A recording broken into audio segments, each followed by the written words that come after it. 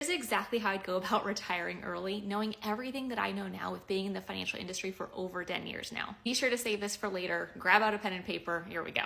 1, find out the income that I want to retire with.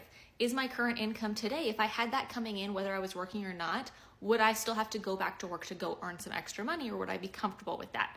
If you're not comfortable with that now, how much extra would you need to really be comfortable, live your dream lifestyle? Next, we want to figure out exactly when we want to retire. Do we want to retire in 5 years, 10 years, 20 years? When we're 65, when we're 55?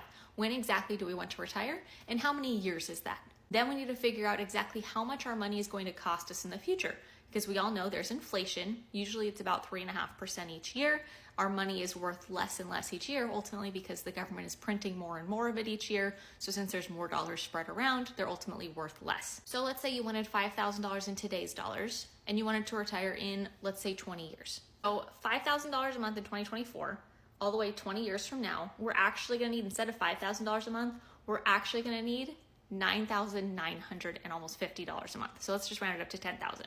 So we need to essentially double over that time frame, because 3.5% inflation, that's almost 100% inflation rate over those 20 years. So $10,000 a month, that's $120,000 a year that we need in those future dollars. And this also, you're gonna have to pay taxes on that, so minus taxes.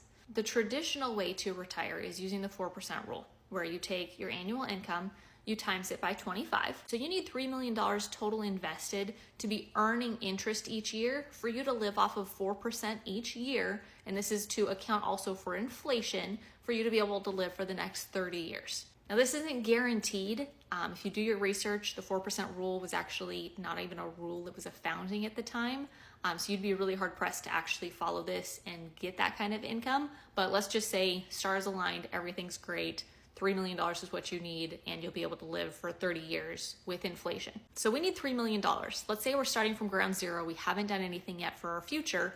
We're gonna have 20 years, and let's say we're getting an 8% annual rate of return, that our money is compounding and growing each year. This means for the next 20 years, in order to get to $3 million, we need to have over $5,000 a month going into an account earning 8% interest every single year. If you're wanting to retire with $5,000 a month in today's dollars, you're probably making about $5,000 a month in today's dollars. So how can you possibly invest more than you're making? The 4% rule is what the poor and the middle class use when it comes to their money. The wealthy use a completely different rule because they're doing something that nobody else is doing. It's thinking like the banks.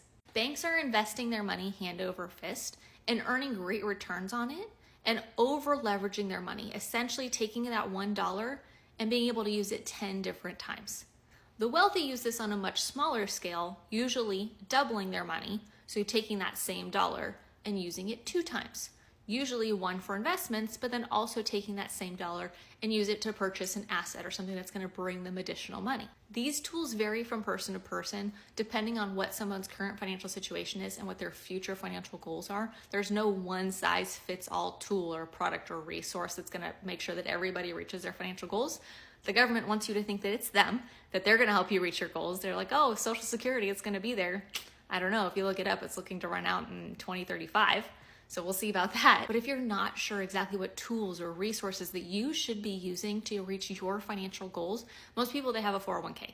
And that's great for some people, but for others, there might be a better, faster tool. Even though the 401k, you tend to get a match on your money, sometimes there's better tools and resources out there. I can't say, oh, everyone should have this one thing because I don't know your financial situation. It'd be like you asking me, hey, Brianna, how do you get to the closest restaurant?